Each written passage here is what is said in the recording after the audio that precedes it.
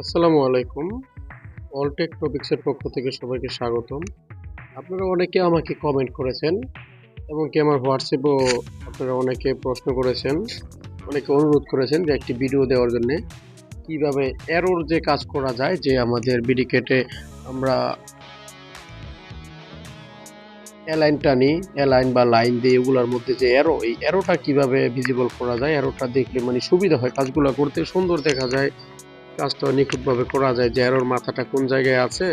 দাগের যেমন আমরা যদি এক কর্নার থেকে অন্য কর্নারে অ্যালাইন নিয়ে সেখানে যদি একটা অ্যারো দেখা যায়, তীর চিহ্ন, অ্যারো বা তীর চিহ্ন, সেক্ষেত্রে একটু কাজটা নিখুঁতভাবে মনে হয়, স্যাটিসফাই হিসাবে যেগুলো করা হয়েছে।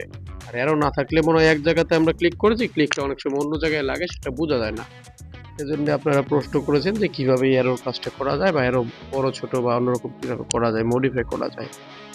আজকে আমি সেই বিষয় নিয়ে আলোচনা করব, যে অ্যারো সম্পর্কে বিস্তারিত আলোচনা করব, কিভাবে এই কাজগুলো করা যায়। কথা না বাড়িয়ে চলুন আমরা শুরু করি। আর অবশ্যই চ্যানেলটি সাবস্ক্রাইব করার অনুরোধ রইল পরবর্তীতে নতুন টেকনিক্যাল ভিডিওগুলো পাওয়ার জন্য। আমি সবসময় বরাবরের মতো আপনাদেরকে আজকেও বিডিকেট দিয়ে দেখাবো, আপনারা বিডিকেট দিয়ে করবেন, কাজগুলো ভালো হবে। আচ্ছা, আমি বিডিকেট ওপেন করতেছি, বিডিকেটে ক্লিক করলাম, বিডিকেট ওপেন করার পরে এরকম চলে আসবে। এরকম আসার পরে আমি যে কোনো একটা ফোল্ডারে ক্লিক করে ঢুকলাম ভিতরে। ঢোকার পরে যেরকম চলে আসছে, দেখেন আমি কাজগুলো যে করেছি এগুলো দেখেন, একটার মধ্যে কিন্তু এরো নাই, এই যে এরো নাই, কিন্তু এখানে কিন্তু এরো না থাকার কারণে সহজে বোঝা যায় না যে কোন জায়গাতে আমি ক্লিক করেছি।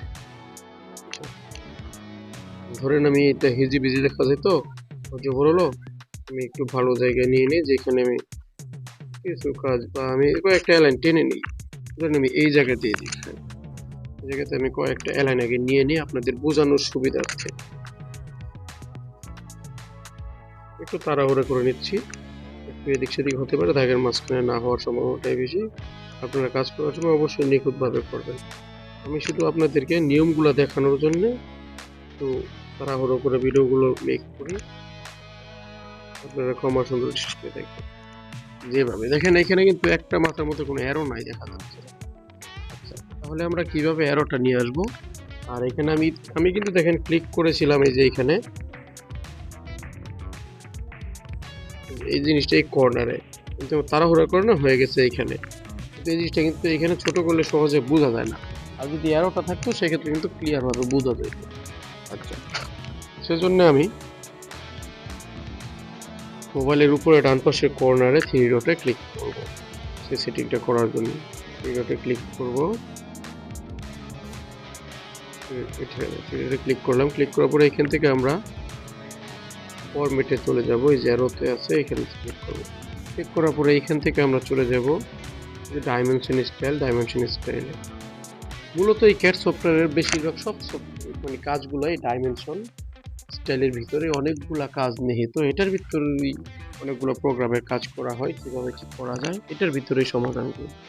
এক এক সময় আমরা এক একটা প্রোগ্রাম প্রয়োজন হয়, সেজন্য আমি ওই ভিডিওগুলো দেখাই আপনারা অনুরোধ করার পরে। সেজন্য আপনাদের যখন যে প্রোগ্রাম নিয়ে সমস্যা হবে আমাকে জানাবেন, আমার হোয়াটসঅ্যাপ নাম্বারে জানাতে পারেন অথবা কমেন্টে জানাতে পারেন, আপনাদের মতামত জানাবেন, সে বিষয় নিয়ে ভিডিও দেওয়ার চেষ্টা করব। আচ্ছা, এখান থেকে আমরা ডাইমেনশন স্টাইল এটাতে ক্লিক করব। ক্লিক করার পরে এখানে যে আমাদের যেটা সেভ করা থাকবে আমরা ওইটাই শুধু মডিফাই করে দিব, নতুন করে আমাদের প্রয়োজন নাই আরেকটা সেভ করে নেওয়ার জন্য।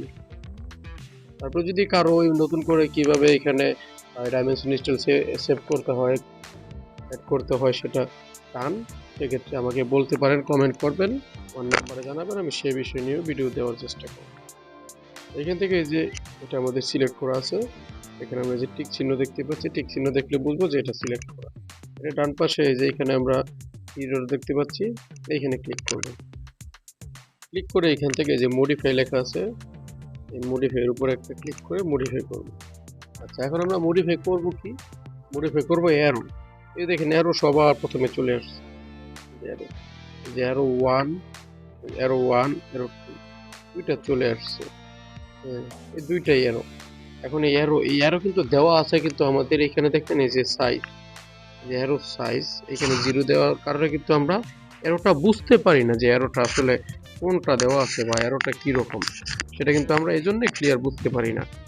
আচ্ছা, এই জন্য আমরা এই দেখেন অ্যারোর নামটা কি দেওয়া আছে এখানে, ক্লোজড ফেইল, এই অ্যারোটা দেওয়া আছে এই যে ক্লোজ ফেল্ড।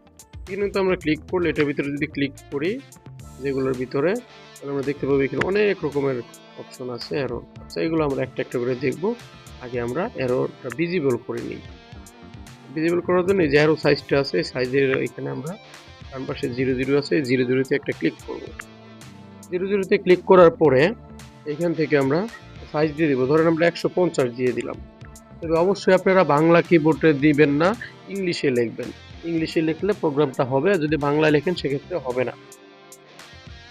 আচ্ছা, দেওয়ার পরে আমরা এই যে এখানে ডান আছে, ডান করে দিচ্ছি।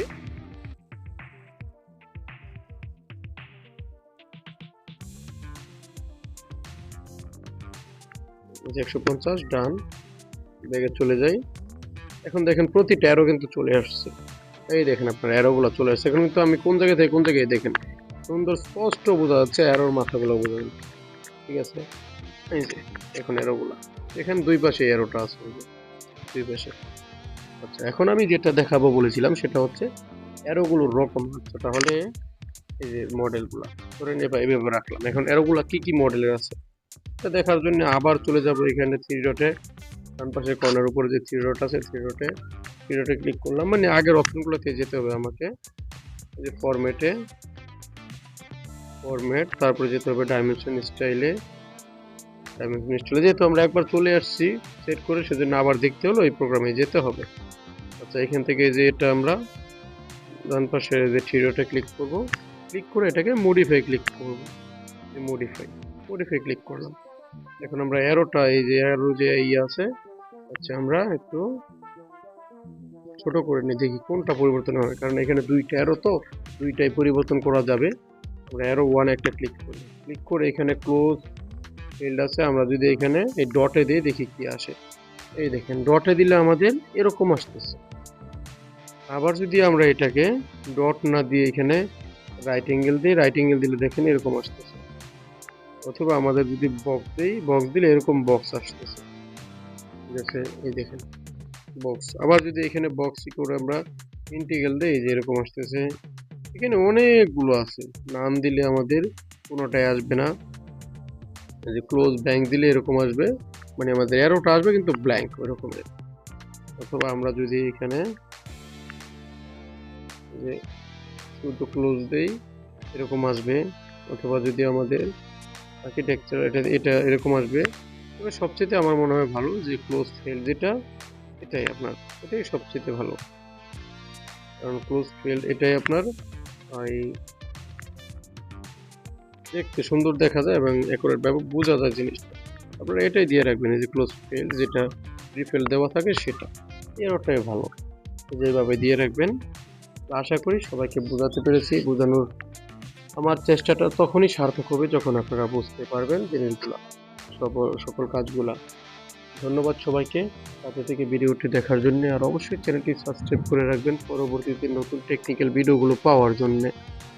আর আপনারা আমার কমেন্টে অবশ্যই জানাবেন, আপনাদের সাপোর্টে আমার নতুন ভিডিও বানানোর অনুপ্রেরণা। আপনাদের সাপোর্ট পেলে হয়তো আপনাদের প্রশ্ন অনুযায়ী, আপনাদের যার যার চাহিদা সে অনুযায়ী ভিডিওগুলো দেওয়ার চেষ্টা করব। নামমাত্র সেবা আপনাদের একটু উপকার করার জন্য। ভালো থাকবেন সবাই, আল্লাহ হাফেজ, আসসালামু আলাইকুম।